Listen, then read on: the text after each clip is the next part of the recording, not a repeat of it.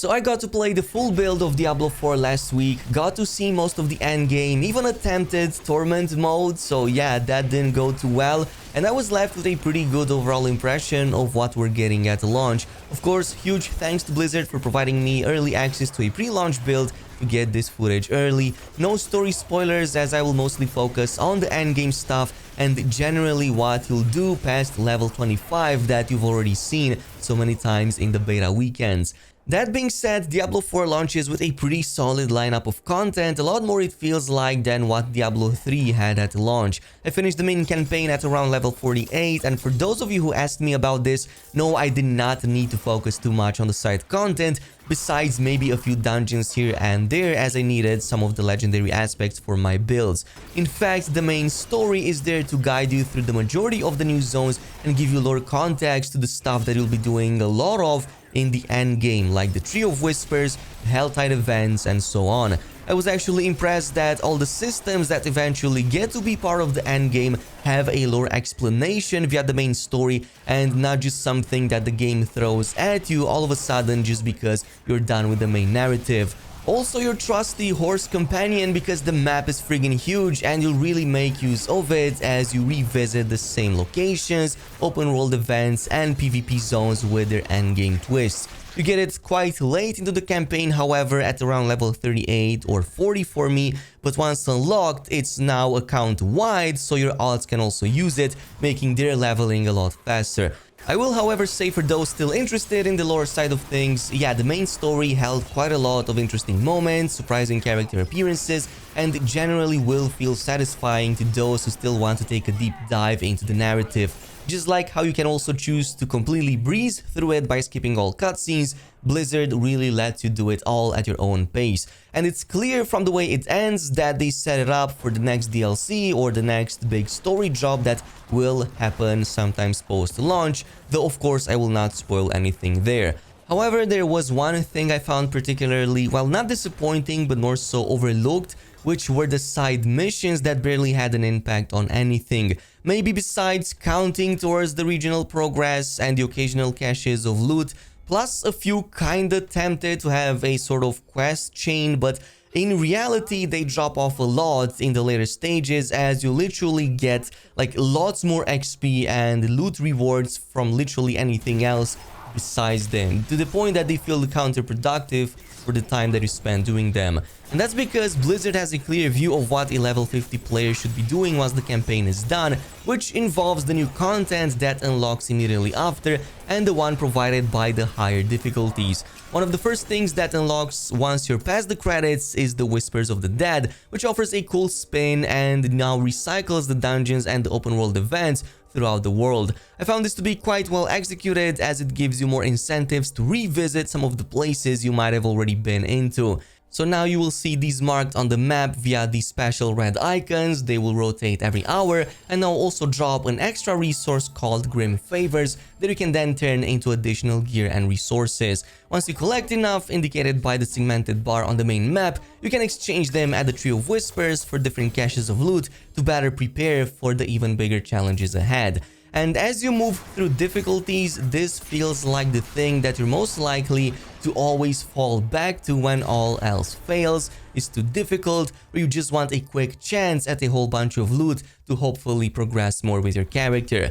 But you won't stay long here, because your main goal soon after it's all done with the main campaign is to progress to the next tier of difficulty, which in this case is the Nightmare mode. It's clear from the get-go that as soon as you hit level 50, this is the first thing you're going to want to do to get access to 3 new mechanics. This includes the Nightmare dungeons via the Nightmare sigils, the Helltide open world event, and of course access to the brand new sacred and unique types of items that start dropping. I will say this, I did not find tier 3 Nightmare mode as difficult as I thought it would be. Maybe playing with a decent rogue build helped with that, but my feeling was that once I got at least a few decent rares and slapped some decent legendary aspects from the dungeons in the open world, got a good synergy build going, it was all I needed to finish the Cathedral of Light capstone dungeon to get into the tier 3 of difficulty.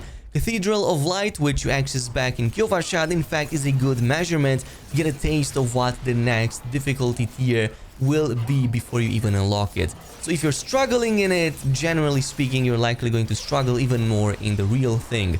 That's why for those of you who will struggle, I recommend having a minimal of around 450, maybe 500 item level before attempting this, and at least a solid, good synergized build to go alongside.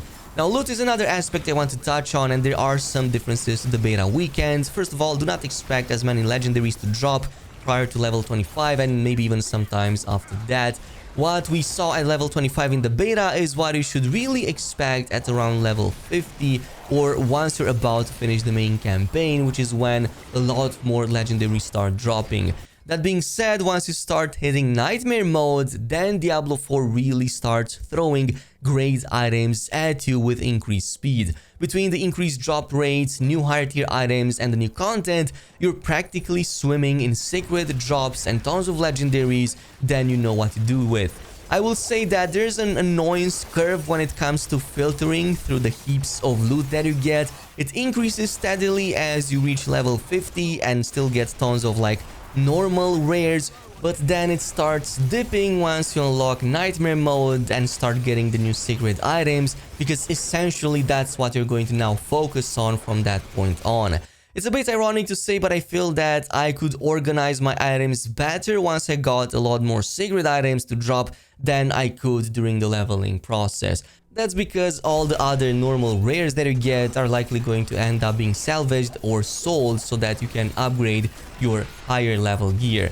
Now, gold cost was something I was a bit afraid of. It would end up being way too much of a focus or even a hindrance that stays in the path of your ultimate goal to become stronger, and unfortunately it did end up being that way. I know that's a design choice, but oftentimes the reason I found myself unable to progress was mostly related to lacking the funds necessary to make my items stronger, rather than lacking the items themselves or the skills or the crafting mats. It was always the goal that was the biggest hindrance.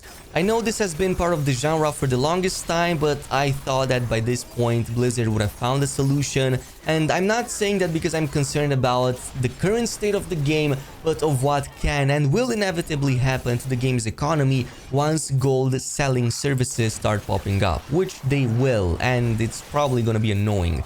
Luckily, the game manages really well to distract you with an almost endless progression treadmill that throws new stuff at you with new difficulties. Well, at least up until a certain point, because eventually it's going to feel repetitive, as all these games are.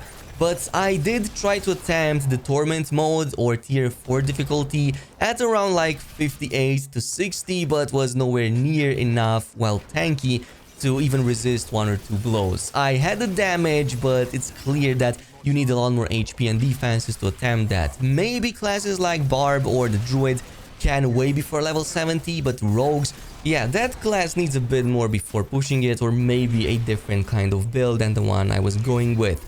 I did not say anything about Nightmare Dungeons nor the Hell Tides that also open up on the Nightmare mode difficulty, but I will say this, my impression from playing these is that the game does a really great job at integrating multiple features into one another, almost so that it benefits multiple systems at the same time.